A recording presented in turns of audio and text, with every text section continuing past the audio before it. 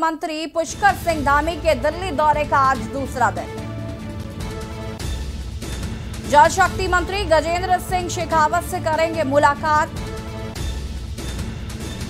सुबह 10 बजे जल शक्ति मंत्री करेंगे मुलाकात।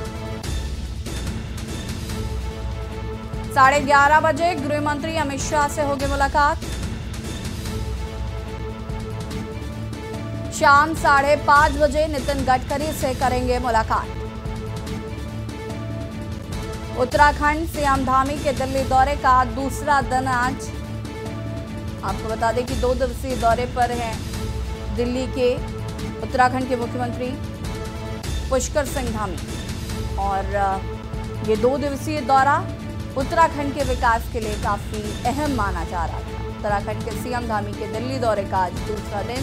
जल शक्ति मंत्री गजेंद्र सिंह शेखावत से करेंगे मुलाकात, और कल भी तमाम मंत्रियों से मुलाकात की थी पुष्कर सिंह धामी ने। सुबह 10 बजे जल शक्ति मंत्री से मुलाकात और 11:30 बजे गृह मंत्री अमित शाह से होगी मुलाकात।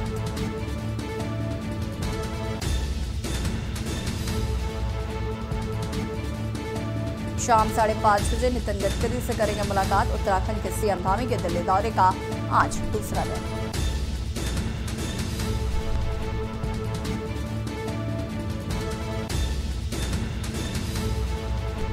सुबह 10 बजे जल शक्ति मंत्री से करेंगे मुलाकात।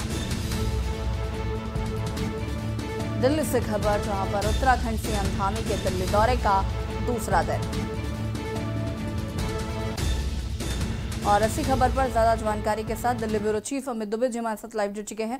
अमित जी, आपसे जानना चाहेंगे, पुष्कर सिंह धामी का 2 दिवसीय दिल्ली दौरा है, और जिस तरीके से लगातार उनके ये दौरे इससे पहले भी हुए थे और आज भी हो रहे हैं, अगर हम बात करें ये जो दौरा है ये उत्तराखंड के विकास के लिए ज्यादा महत्वपूर्ण है, या फिर यहाँ पर भी चुनावी रणनीति, चूंकि 2022 में चुनाव होने हैं, वो बनाई जा रही? देखिए, उत्तराखंड के विकास के लिए तो दौरा महत्वपूर्ण होता ही है, इसमें कोई दो राय नहीं है जी। और लेकिन सबसे बड़ी चीज कि 2022 में चुनाव है, और ऐसे में जो पुष्कर सिंह धामी को जो मौका मिला है एज ए मुख्यमंत्री, बहुत ज्यादा समय उनके पास नहीं है, तो कुछ कर दिखाना होगा।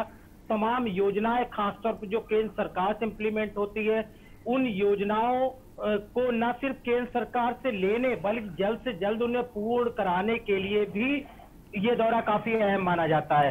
और यही बड़ी वजह थी। दूसरी बड़ी चीज कि उत्तराखंड की कई सीमाएं जो है वो नेपाल और चीन से लगती है, तो ऐसे में राष्ट्रीय सुरक्षा का भी मुद्दा जो है वो उत्तराखंड से जुड़ा हुआ है, क्योंकि पास के जो खास तौर पे गांव होते हैं, बॉर्डर इलाके के गांव है, उनमें लगातार जिस तरह पलायन हुआ है, बॉर्डर के काफी इलाके खाली हो रहे हैं, जो भी सरकार के लिए चिंता का विषय है। कल इसी संदर्भ में एनएसए जी डोभाल से मुलाकात करी थी, काफी देर तक बैठक के लिए उत्तराखंड की परिस्थितियों से अवगत कराया गया।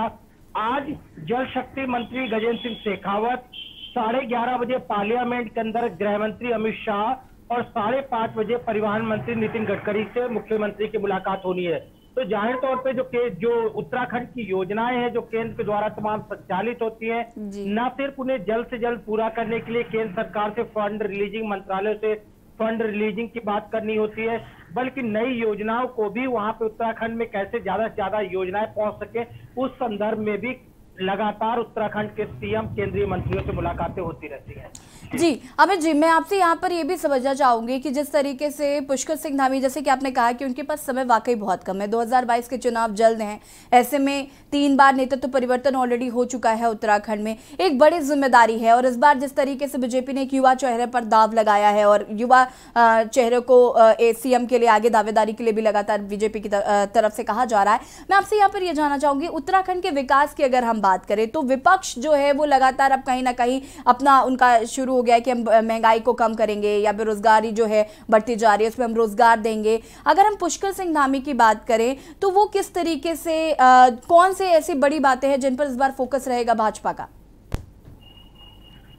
देखिए, खासतौर पर अगर हम उत्तराखंड की बात करते हैं तो जहां तक रोजगार की बात है तो जो रिसेंटली खासतौर पार्लियामेंट में जो चीजें देखने को मिली, खासतौर पे विरोध करने, चाहे कांग्रेस का या अन्य पार्टियों का विरोध देखने को मिला है, इसमें कोई दो राय नहीं। बेरोजगारी दर लगातार बढ़ रही है, सीएम भी इसे लेके काम करे। खासतौर पर अगर उत्तराखंड के मुख्यमंत्री बात की जाए तो उनका भी लक्ष्य है कि जल्द से जल्द जो है लोगों को न सिर्फ सरकारी रोजगार बल्कि उन्हें रोजगार के साधन मुहैया कराए जाए। तमाम केंद्रीय योजनाएं हैं, चाहे स्किल डेवलपमेंट की बात करें या अन्य योजनाओं की बात करें, जिसके जरिए लोग न सिर्फ अपना स्किल डेवलप कर सकते हैं बल्कि अपना खुद का रोजगार वहां पे क्रिएट कर सकते हैं। तमाम बैंकें जो है वो केंद्र सरकार पहले ही दिशा निर्देश दे चुकी है, ऐसे लोगों को लोन भी कर रही है।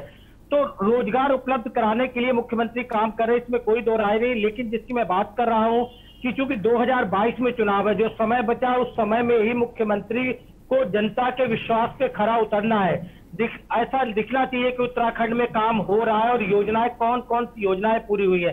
तमाम योजनाएं जो हैं, चाहे वो सड़क निर्माण की बात करें या अन्य की बात करें, तमाम योजनाएं जो है जो उत्तराखंड में विगत वर्षों से चल रही है, लेकिन उसके बावजूद अब तक पूरी नहीं हो सकी। चाहे ऑल वेदर रिपोर्ट की बात करें, जो चारों धाम जोड़ने की यात्रा है, खासतौर पे एक सबसे बड़ी परियोजना कही जा सकती है जो केंद्र सरकार की तरफ से उत्तराखंड में चल रही है, लेकिन इन सबके पूरे होने में वक्त लगेगा। तो ऐसे में उससे पहले मुख्यमंत्री को विकास कार्यों की एक परिपाटी तैयार करनी होगी, एक सूची तैयार करनी होगी जिसे वो जनता के सामने रख सके। और यही वजह है कि दिल्ली में जब भी दौरा होता है तो केंद्रीय मंत्रियों से मुलाकात होती है, नई योजनाओं के विस्तार, नए फंड को लेकर चर्चा होती है। रिसेंटली बात करें तो अभी 500 करोड़ से ज्यादा का फंड जो है कुछ दिन पहले ही केंद्र सरकार की तरफ से, परिवहन मंत्रालय की तरफ से जारी किया गया था। तो जाहिर तौर पे इस तरह से जो फंडिंग होती, जो उससे योजनाएं जो है वो जल्द से जल्द पूरी होंगी, क्योंकि 2022 में जनता के बीच जाना है। और विपक्ष, खासतौर कांग्रेस की बात करें या आम आदमी पार्टी जिस तरह से उत्तराखंड में सक्रिय हो रही है, उन पार्टियों को भी जवाब देना है कि आखिरकार बीजेपी सरकार इतने साल में क्या कुछ किया।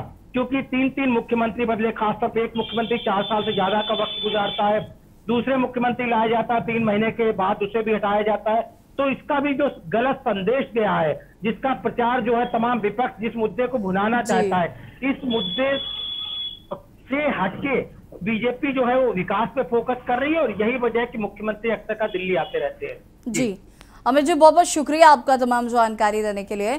आपको बता दें कि सीएम पुष्कर सिंह धामी का दिल्ली दौरा है, 2 दिवसीय दिल्ली दौरे पर हैं और आज दूसरा दिन है। और जैसे कि अभी हमारे ब्यूरो चीफ अमित दुबे ने भी इस बात को बताया कि पुष्कर सिंह धामी के पास वक्त काफी कम है, क्योंकि 2022 के विधानसभा चुनाव जल्द हैं और ऐसे में विकास पर फोकस करना इस वक्त बहुत जरूरी है, क्योंकि विपक्ष कहीं ना कहीं नेतृत्व 3 बार परिवर्तित हो चुका है। ऐसे में विपक्ष लगातार हमलावर है। तो उत्तराखंड की राजनीति में पुष्कर सिंह धामी लगातार कोशिश कर रहे हैं, प्रयास कर रहे हैं कि उत्तराखंड को और विकसित कर सकें। और वक्त हो गया एक छोटे से ब्रेक का, चल हाजिर होते हैं। आप देख रहे हैं के न्यूज, खबरों का सारथी। जुबान के लिए उड़ चला गैरों की ज़मीं पर, खुशबू अपने पन की ढूंढता औरों की ज़मीं पर, मेरी माटी की ये जुबान, मेरी माटी की ये जुबान है मुझसे दूर मीलों दूर, पर ये दिल है कि चख रहा का नूर, नूर और नूर। दूर कितना भी जा, इस जुबान से दूर ना जा पाओगे। विमल, बोलो जुबान केसरी। आप देख रहे हैं के न्यूज, खबरों का सारथी। ब्रेक के बाद एक बार फिर से आप सभी का स्वागत है। विश्व आदिवासी दिवस के मौके पर दंतेश्वरी फाइटर्स की महिला कमांडरों ने गोंडी व हिंदी में संदेश